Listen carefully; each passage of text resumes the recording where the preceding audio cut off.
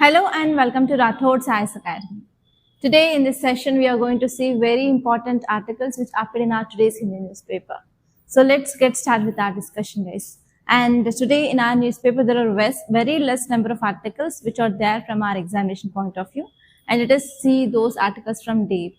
And please don't skip this video at any cost, so that you will be getting lots of insights regarding how you have to analyze any article which is there in the news.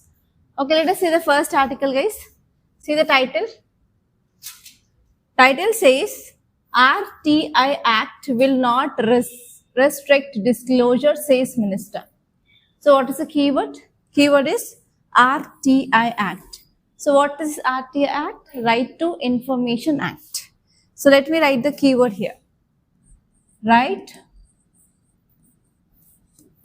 to Information Act.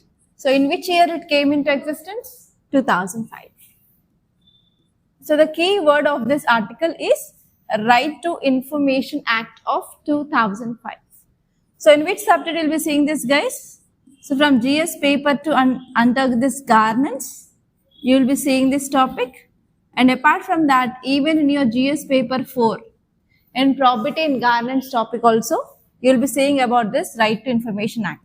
That is from ethics it is important, and also from your GS paper to governance. That means indirectly this topic is important from only mains, not from prelims, right? So governance is there for your mains and ethics is there for your mains. So this topic, from this area you can get a mains based question. So what are the dimensions you have to see from this topic? So first you have to see about this act. What is this act? And you have to see what is the background, why we came up with this act, background of this act. And next you have to see about what are the features of this act. And next you have to see what are the challenges of this act. And you have to see both advantages and as well as disadvantages of this act. And whenever you're seeing advantages and disadvantages, you have to make note of relevant case studies also. And next, last but not least, you have to see what is the way forward. Okay, so that is the thing that you have to see from your static thing. But now it is in news. That means something is happening with this act, right? So here you have to see the present context. What is happening? Why it is in news? So actually the thing here is we want to make some changes. That is called as we are going for amendment of this Right to Information Act of 2005. So because of this, now debates and discussions are happening regarding this Right to Information Act. So because of this, it is in news. Okay, so you have to see why it is in news. And whenever you are saying about amendment, you have to see what are the changes that we are going to get. But regarding these changes, not even a single article which said clearly what are the changes that we are going to see from this amendment. So we are going to get about the details of amendment in the future classes. So as of now, we have to see the present context, why it is in news, and you have to see what is it, what is the background, what are the features, what are the challenges, advantages and disadvantages. So if you cover all these things, then your work is done, guys. And now let us see in detail. So actually, we are going to have amendment to this Right to Information Act of 2005. And why we are going to come up with this amendment? To increase further more transparency and as well as accountability in our governance system. And especially this amendment of 2025, it is going to focus on protection of personal information. So as you all know that even one Supreme Court judgment which said that right to privacy is a fundamental right. Which judgment is that? KS Puttaswamy. KS Puttaswamy versus Union of India case said that right to privacy is a fundamental right. Under which article? Article 21 of our constitution. So based on that article, now government wants to focus on ensuring of right to privacy. That means it is focusing on especially protection of personal information. Okay, so that's the thing which mainly said by our Union Minister Mighty. So now if you see some details of this article, the first important point you have to remember is through this act actually, which is a mechanism which is promoting government's accountability and transparency. And now we are going to see whether this amendment is going to ensure the balance between this or not. That is the one important thing that we have to focus. Why? Because now it is focusing on privacy of an individual. And next one is already we have illegal backing. So whenever government is taking certain step, it is having certain legal backing. So what is that legal backing? There is nothing but case put to form a judgment. So Supreme Court itself said that right to privacy is a fundamental right. So based on that, now this decision taken by the government. And next one here is, yes, so civil society people, the people who are there in the pressure groups, they are saying that, yes, if we are going to come up with amendments to this, obviously what happens? Certain things will be removed and certain things will be added. So because of this, we will be having lots of concerns and people will be not having proper access to go to government to get the information. That is a one more concern. Okay, and even around 120 opposition MPs also signed a letter that we have to go and refer once again. Okay, so because of this, it is in news. So if you see some basic facts regarding this Right to Information Act of 2005, it came into force in October 2005. Actually, this act was enacted in June month and it came into force from October 2005 onwards. So what is act? So this act which mainly provides the right to secure access to information under control of public authorities. So if there is any information of the public authorities, if you want to get that information, so you can directly file this RTI. Okay, and which is the agency? That is Department of Personal Training, which comes under which ministry? Ministry of Personal Public Grievances and Pensions will be taking care of this RTI Act. It is very important. And if you see the background of this RTI, so actually right to information, it is there. It is a human right which had been written in Universal Declaration of Human Rights. And not only that, even International Covenant on Civil and Political Rights and International Covenant on Economic, Social and Cultural Rights, etc. So because of this, our government enacted this Freedom of Information Act of 2002. Okay, so under this Freedom of Information Act, we have an authority for promoting transparency and as well as accountability in administration. So later on in 2005, we came up with this Right to Information Act, which repealed this earlier Freedom of Information Act of 2002. So from that time onwards, when we enacted this Right to Information Act of 2005, till now also we have this Right to Information Act. Okay, so that is the thing. And next, see this article. India's decision to cancel transshipment facility won't affect Bangladesh, says official. So yesterday itself we discussed this article, right? So India cancelled this transshipment facility. It is nothing but Bangladesh is using our airports and as well as ports for exporting of goods for which countries? Nepal, Bhutan and Myanmar. So India said that, yes, you are going close towards China and you made certain statements regarding northeastern states. So we are going to cancel this. And this is retaliation. Is it right or not? So now Bangladesh officials said that whatever you do, if you cancel this also, it is nothing happened to me like that. Okay, so that is one article. So here, if there is any important issue which is there in the news, means continuously for 1 week you will be getting articles on that. If you focus continuously on that, you can easily remember it or not. So this is the one tip and technique that I want to share with you guys. If you want to remember current affairs, please do follow that topic repeatedly. And if it is important, then only you will be getting articles on that. If it is not that much important, you will be not getting articles.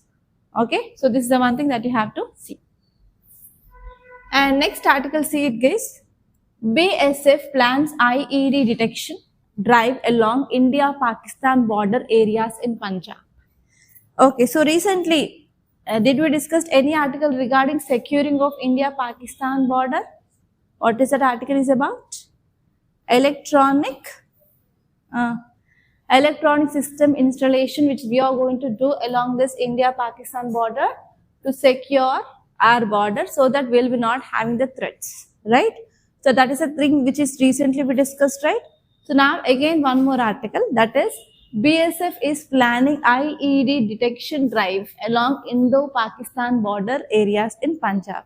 So is that two articles relevant? So if you are getting that kind of article, so you have to remember that. so that obviously within 1 week there will be one more article regarding that. So in this way you can follow current affairs case. So what is the keyword? Keyword here is BSF. First keyword is, so what is BSF? Border Security Force. And next one is IED, improvised explosion device, that is nothing but bombs. And next one is Indo-Pakistan border.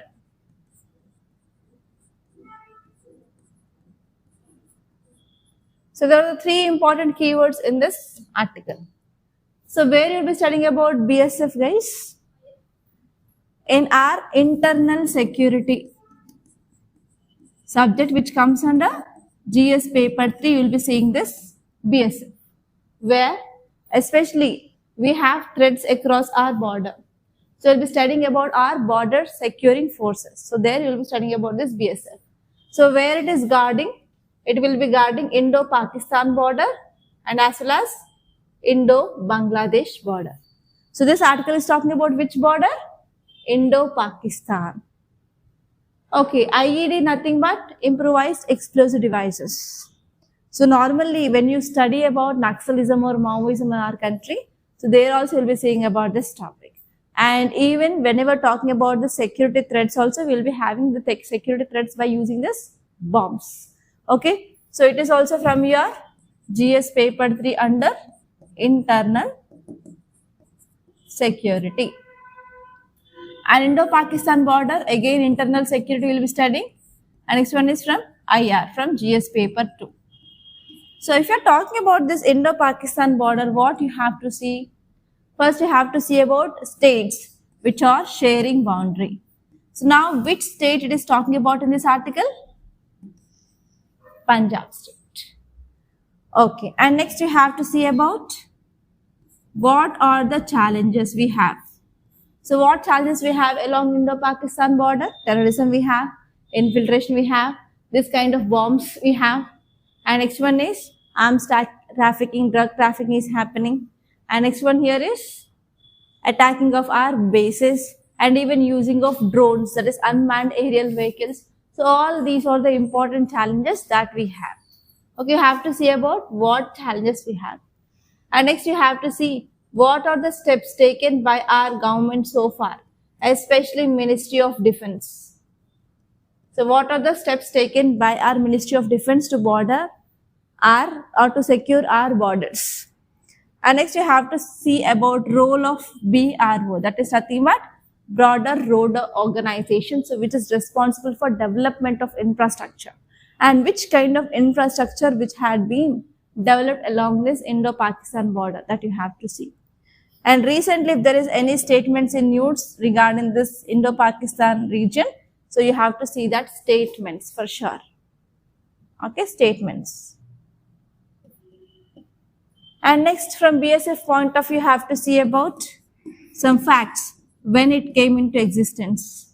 And next one is what are the powers and responsibilities.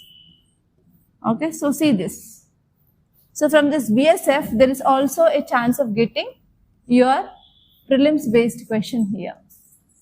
And from Indo-Pakistan border, you will be getting question from mains. And from this state's point of view, you may get a prelims based question here. So in this way, you have to prepare this article very clearly. Okay, now let us see this article clearly. So Border Security Force of India, which is launching a significant initiative. And what is this initiative is about? To detect improvised explosive device, that is nothing but bombs, along this Indo-Pakistan border in this Punjab region. So if you see, the first important point here is we are going for improving our border security by this technology.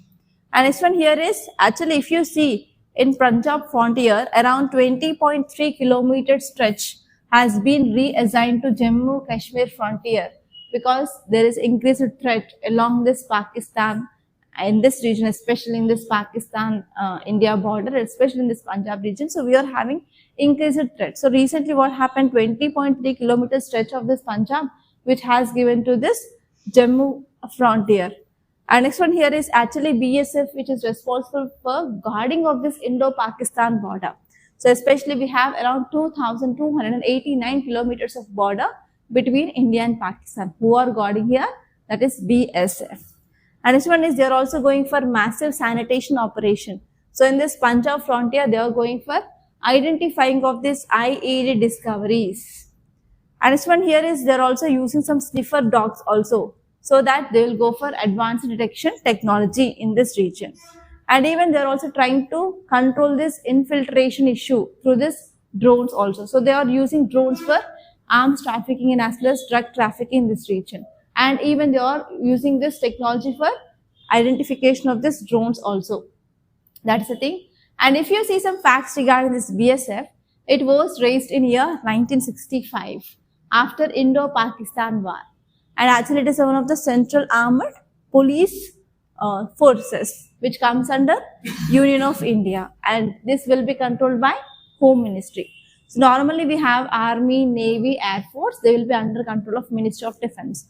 But this CAPF, that is Central Armed Police Forces, will be under control of this Ministry of Home Affairs. You have to remember that. And next one here is, we have other Central Armed Police Forces, like not only BSF, we have Assam Rifles, and we have Indo-Tibetan Border Force, and we have CISF, Central Industrial Security Force, and we have CRPF, Central Reserve Police Force, NSG, that is National Security Guards, and SSB, that is Sasastra Seema Bal. So these are the different Central Armed Police Forces in our country. And next one here is, along this India, Pakistan and India, Bangladesh border, who is guarding? That is BSF. How many BSF officials are there? Around 2.65 lakh BSF officials are guarding our borders at this Pakistan and as well as Bangladesh. Okay, so that is the thing that you have to see. The next article, see here.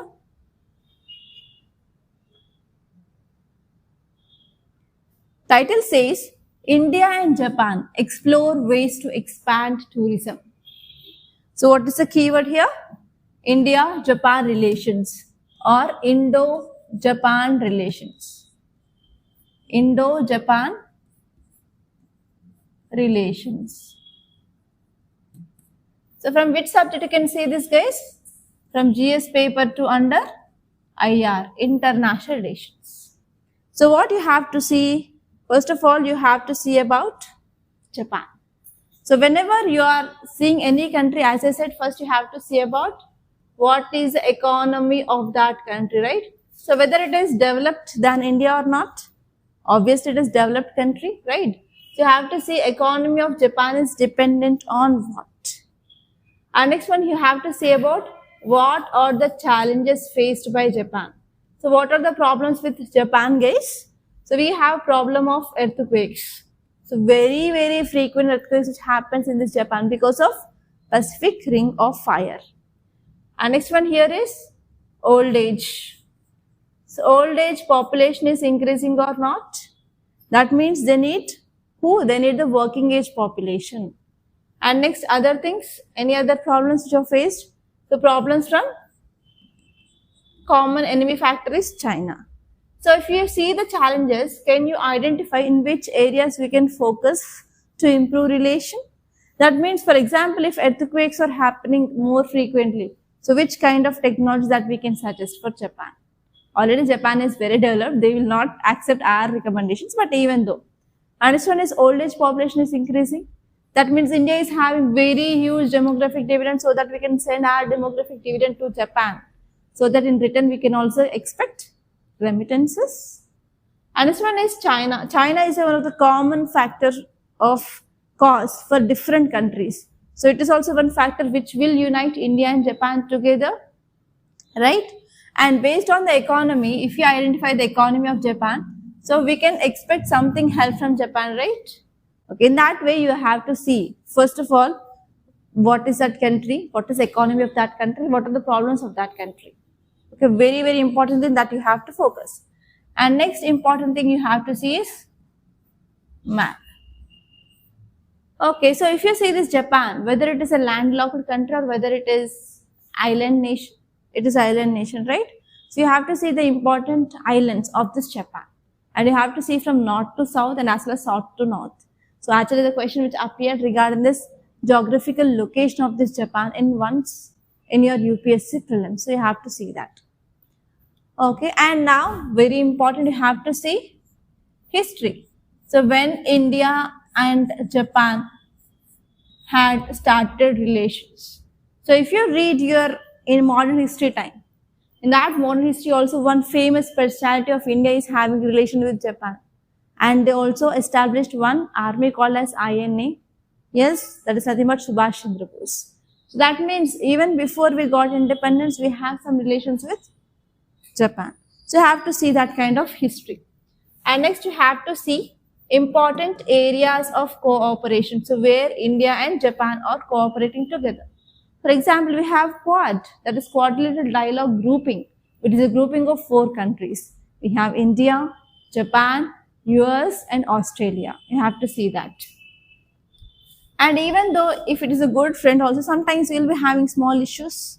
So here you have to see what are the challenges between India and Japan. And you have to think about what can be done to improve relation. That is called as way forward. So all these areas that you have to focus on. Okay. And this topic is important from your IR. And you may get mains based question. Okay, now let us see this article, what it is saying. So context says that recently 4th joint working group meeting. So this meeting is about tourism cooperation between India and Japan happened. And they want to increase bilateral tourism. Okay, so if you want to promote tourism, on what basis we can promote? There should be some specific historical places or any pilgrimage places or any beautiful scenic beauty. So in that place only you will be getting attracted, right?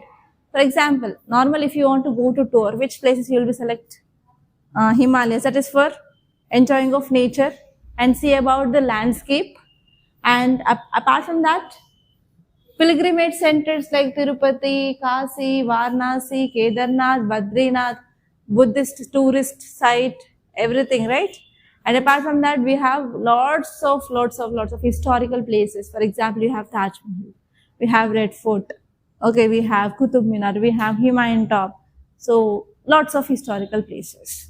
So what is there in Japan? So what is the common point between India and Japan?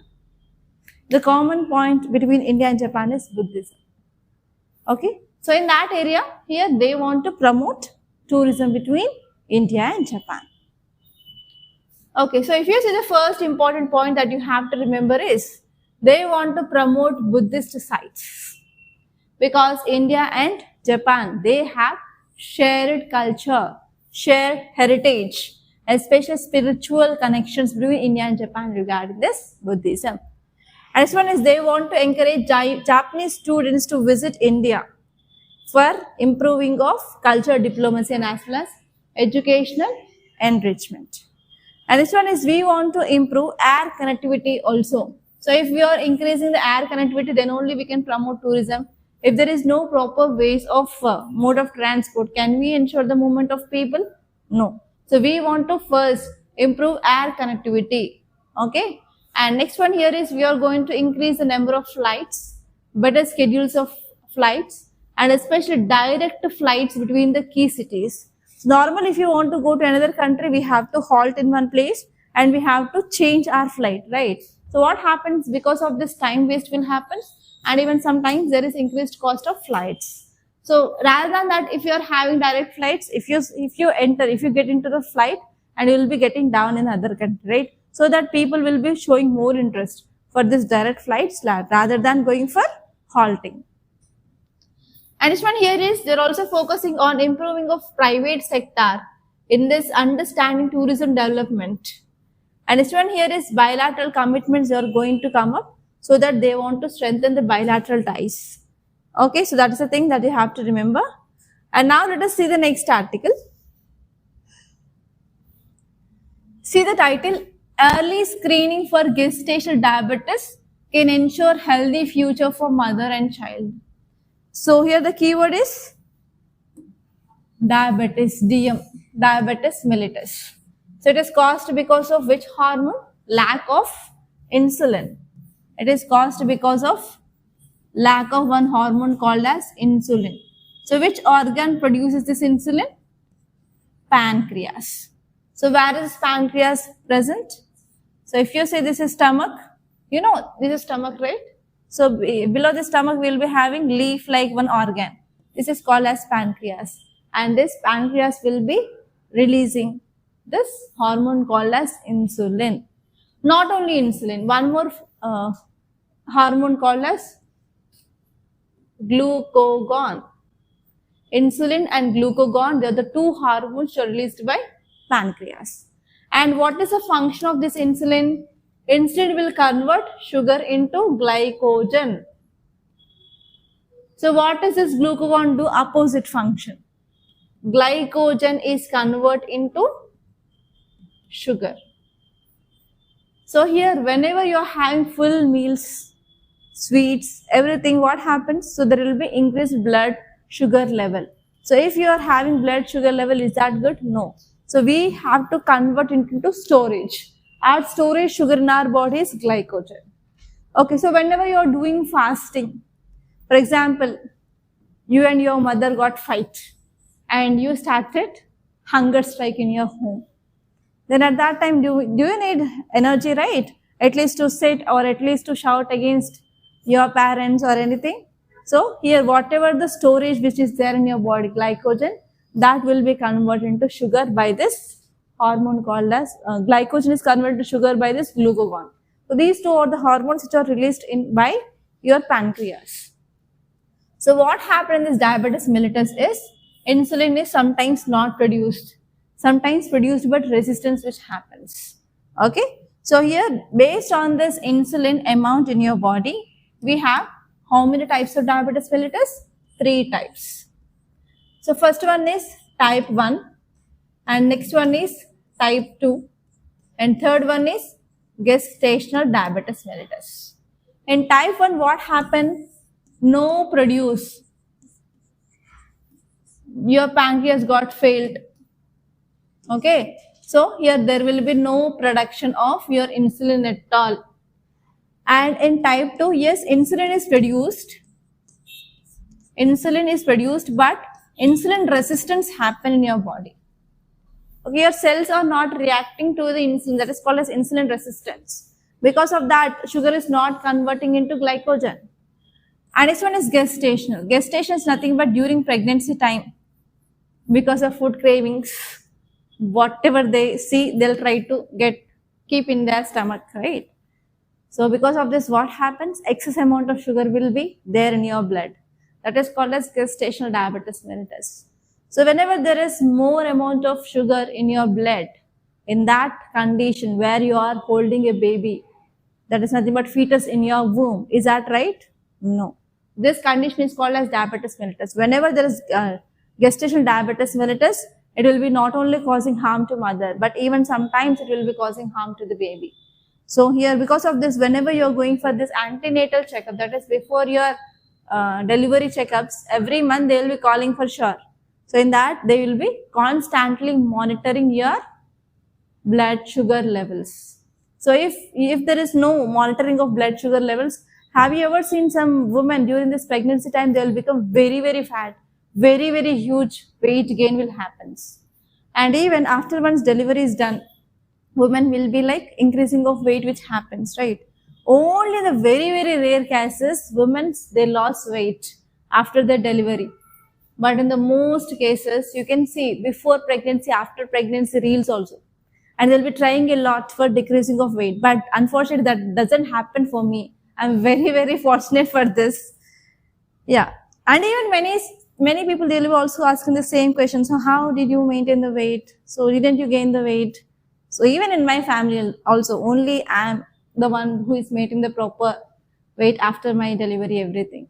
Okay, so actually this article is saying that gestational diabetes mellitus is nothing but usually between 24 and 28 weeks of pregnancy. That means around after 5th month. You can see that. And in the second trimester, that is 24 to 28 weeks of pregnancy. So normally there will be the increasing of blood sugar levels in the woman. That is called as gestational diabetes mellitus. So it is having impact on both mother and as well as child. And research is saying that, so if you're identifying that gestational diabetes early, then when we are giving this medicines of controlling of blood sugar in the woman, then only that will be very helpful. So as you all know, why this is harmful, because if a sugar patient is there or like diabetes patient is there, if they are getting any small cut, will that cut will be cured easily? It will lead to huge things, and sometimes that hand or that leg will be removed. But what happens if the diabetes happens in this woman? So if they want to go for C-section, is it very dangerous? Yes or no? C-section is nothing bad. They will be not cutting only the skin. They will be cutting 7 layers in the woman's body. So actually many people there that C-section, everyone is going that, but it is a major surgery. Many people, they think that it is very light. No, it is not light. It is like cutting of 7 layers. But no one will be realizing that this C-section is very tough. So you didn't get any pain. So you just gave the birth without any pain. So lots of conceptions are there in the society. But C-section is a major surgery according to me, because they will cut 7 layers. And stitches they will be doing for this all 7 layers. Okay. So if you have a small cut on your body and if you're going for stitches on just skin, how much pain you will be getting? But why can't I understand the pain of this woman who went for this C-section for 7 layers of stitches? So society need to have some change regarding this conception of painless C-section delivery. Okay, let it be. So here, see here, this article is saying that 20% of women in India, they are developing this gestational diabetes mellitus. So because of this, mothers and also their newborn child, they are also having health burdens. So here this article is saying that, yes, you have to go for proper checkups and proper antenatal checkups need to be done, and we have to maintain this sugar levels for sure. So that only if there is any case of C-section, then it will be managed. Okay, or else we can't manage. That is the thing which mainly said here. And now let us see the last article of the day. Yes, title says the issue with delimitations population-based process. So actually this article is there from last 2 months days, not at all, it is a new topic. So again we have to discuss this. And today's mains question I gave on this delimitation topic only. Okay, so now let us see this article clearly. So what is the issue here? The issue is about delimitation. So what is this delimitation? Based on the population, we are going to divide, or we are going to draw the boundaries of a constituency for elections. It may be Lok Sabha, or it may be state legislative assembly. We are going for drawing of the boundaries. So actually what is the problem here is, if you see in India, so this is India, right? So this is north, this is south. So what is the problem between north and south? North is less developed and south is more developed, and population is more in this region and population is less in this region. So if population is less, what happens? So the number of seats which are allocated for this Lok Sabha will be obviously reduced. If population is more, then they will be getting more seats. So this is the problem which is raised here. So if there are less number of seats from the south, which is representing in Lok Sabha, do it represents a cooperative federalism between center and state? That is a problem. Okay, now let us see here this topic of delimitation in India, which is present as per the Article 82 and Article 170 of Indian Constitution. So because of this, now the significant debate which is going on in lots of areas. Okay. So now if you see what is the delimitation, delimitation is nothing but the process of fixing the number of seats and boundaries of territorial constituencies for each state for Lok Sabha and as well as state legislative assemblies. And who will perform this process? We have Delimitation Commission. And who will set up this? By an act of parliament, this Delimitation Commission will be set up. And the Delimitation Commission, if you see who are the members, we have 3 members. Make a note of this. Delimitation Commission has 3-member body, and actually who are there? So 2 will be the Supreme Court or High Court judges. 1 is appointed as a chairman by central government, and Chief Election Commissioner will be the ex officio member of this. Okay. And actually this delimitation commission will be having power as civil court. And till now, we had done 4 times of delimitation, that is in the year 1952, 1963, 1973 and 2002. And if you are going to get the census by 2026, we are going to have one more delimitation. So because of this issue which is there in the news. So what are the concerns? There is a fear of representation. Yes, North will be getting more seats and South will be getting less seats. Actually, the problem here is in Kerala, there is 0% of increasing of population. And only 26% of population has been increased in Tamil Nadu. If you go to UP, 79% of increasing of population. So it is one important issue. And this one is gerrymandering, that is nothing but southern states, they are concerned about the practice of manipulating electoral boundaries for unfairly favor of any political party or any group. So it is also one important concern. And this one is there is a threat for federalism. So there is a very less representation from the south compared to that of north. So northern people's problem will be heard, but what about the southern people problems? They will be left away. So that there is no proper cooperative federalism between center and as well as state. And this one here is there is discouragement of good governance. Okay, next one is there will be increasing of divide between North India and as well as South India because of this delimitation. And what about the resources? Resources will be given less for the southern states compared to that of northern states. So these are the important problems. But what can be done? So we have to go for balanced representation.